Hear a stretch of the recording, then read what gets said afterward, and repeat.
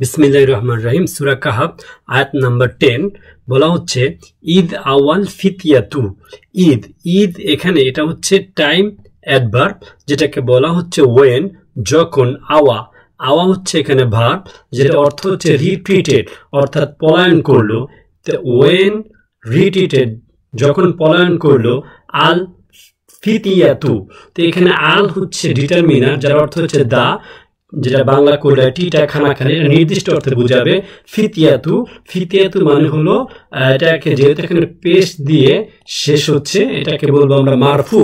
আর এই মারফুটা হচ্ছে যেটাকে ইংলিশে বলে নমিনেটিভ, আর এই নমিনেটিভ মানে হলো কর্তৃকারক। তো এখানে ফিতিয়াতু অর্থাৎ যুবকেরা, যে যুবকেরা পলায়ন করেছিল তারা হচ্ছে এখানে কর্তৃকারক, এবং এটা হচ্ছে প্লুরাল নাউন। তাহলে কি হলো? ঈদ আওয়াল ফিতিয়াতু ওয়েন রিট্রিটেড দ্য ইয়থ, যুবকেরা। ইলা ইলা হচ্ছে একটা প্রিপোজিশন, যেটা অর্থ হচ্ছে টু, মানে প্রতি। ইলা এটাকে আমরা যদি আরবিতে বলি হারফে জার, যেটার পরে সাধারণত যে ওয়ার্ডটা আসবে বলা হচ্ছে ইলাল কাহফি, এখানে জের দিয়ে শেষ হবে। এটাকে বলবো আমরা, জের দিয়ে শেষ হলে বলবো মাজরুর, যার অর্থ হচ্ছে যার আরবি টার্ম হচ্ছে জেনিটিভ নাউন। অর্থ হচ্ছে এখানে আল আবার ডিটারমিনার দা, কাহফি অর্থাৎ কেভ, কেভ মানে হলো গুহা, যে গুহাতে তারা পলায়ন করলো। তাই কি বললো? ইলাল কাহফি, গুহার দিকে। ফাকলু, ফা আবার এখানে আছে কনজাংশন, এটা ফা, এই ফা মানে কনজাংশন, যার অর্থ হচ্ছে এন্ড। এই ফার পরে বলা হচ্ছে কলু, এখানে লু এই ওয়াও আছে, তার মানে হচ্ছে দে, যেটাকে আমরা বলবো প্রোনাউন, পার্সোনাল প্রোনাউন। ফা কলু, অ্যান্ড কলু মানে হলো স্যাড, তাহলে দে স্যাড অ্যান্ড কলু, এবং তারা বলল, কি বলল? রব্বানা। তো এখানে যদি আমরা দেখি রব্বা, এই রব্বাটা হচ্ছে লর্ড, আল্লাহকে বোঝাচ্ছে। এখানে যেহেতু এটা জবর দিয়ে শেষ হচ্ছে, তাহলে এটা অ্যাকিউজিটিভ নাউন, অর্থাৎ এটা কর্ম হিসেবে কাজ করবে। এরপরে বলা হচ্ছে না, রব্বানা, এটা হচ্ছে আবার পার্সোনাল প্রোনাউন আওয়ার, তার মানে কি আওয়ার লর্ড, অর্থাৎ আমাদের আল্লাহ। তো আল্লাহর কাছে চাচ্ছে তারা রব্বানা। তো আমরা যদি বলি ফাকলু রব্বানা, তারা বলল হে আমাদের আল্লাহ, হে আমাদের লর্ড, আতিনা। তা আতিনা, এখানে যদি শুধু আমরা আতি দেখি, আতি মানে হলো গ্র্যান্ট, যেটাকে বলা হলো, আমি যদি বলি ভার্ব, এটা হচ্ছে দান করুন। আতিনা, আস, এটা আবার প্রোনাউন, তো এটা অর্থ হচ্ছে আমাদেরকে দান করুন। কি দান করবেন? মিন, আবার এখানে একটা প্রিপোজিশন, যেটা হচ্ছে ফ্রম, লা দুনকা। তা আমরা জানি প্রিপোজিশনের পরে হারফে জারের পরেই লা দুন, এই এক ওয়ার্ডের পরে এখানে একটা জের হওয়ার কথা ছিল, কিন্তু লা দুন ওয়ার্ড হচ্ছে এমন একটা ওয়ার্ড যেটা কোনো পরিবর্তন হয় না, এরকমই থাকে। তো এখানে আমরা মিন লা দুন, এটা মানে হলো এটা জেনেটিভ, যেটা আমরা সাধারণত জেনেটিভ নাউন হিসেবে এখানে ইউজ হচ্ছে। তো এখন এখানে আবার আছে কি কা, তাহলে লা দুন অর্থ হচ্ছে প্রেজেন্স, প্রেজেন্স মানে আল্লাহর কাছে। তো ইয়োর মানে কি? আপনার কাছে। তো এখন যদি আমরা একসাথে করি, ইয়োর মানে পজেসিভ প্রোনাউন, আর হচ্ছে লাদুন হচ্ছে জেনেটিভ নাউন, দুটো একসাথে করলে হবে ইয়োর সেলফ। তাহলে কি হলো? আতিনা গ্র্যান্ট আস, আমাদেরকে দান করুন, মিন ফ্রম, লাদুনকা ইয়োর সেলফ অর্থাৎ আপনার পক্ষ থেকে, রহমাতান, এখানে বলা হচ্ছে রহমাতান অর্থ মার্সি, দয়া। এটা আবার এখানে যেহেতু জবর দিয়ে শেষ হচ্ছে, অ্যাকিউজেটিভ নাউন, এটাও কর্ম হিসেবে এখানে ইউজ হচ্ছে, কর্মকারক, এটাকে আমরা বলবো মানসুব। আচ্ছা, তাহলে কি বলছে? রহমাতান, দয়া দান করুন। ওয়া হাইয়ে, ওয়া আবার এখানে আছে একটা কনজাংশন, যেটা হচ্ছে এন্ড, এবং হাইয়ে, হাইয়ে মানে হলো, এটা হচ্ছে ভার, ফ্যাসিলিটেট অর্থাৎ ব্যবস্থা করে দেওয়া, সহজ করে দেওয়া। তো ওয়া হাইয়ে, তাহলে আমাদেরকে কি করে দেন? ব্যবস্থা করে দেন। কি ব্যবস্থা করবে?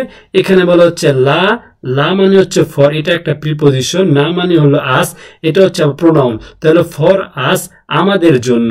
কি?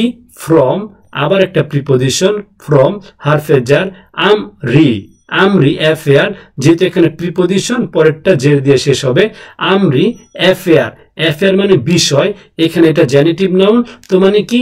ফ্রম, ফ্রম হতে, আমরি অ্যাফেয়ার না আওয়ার, অর্থাৎ আমাদের বিষয়গুলো কি করে দেন? আমাদের জন্য। ফর আস, আমাদের জন্য। মিন ফ্রম, আমরিনা, আমাদের বিষয়গুলোকে।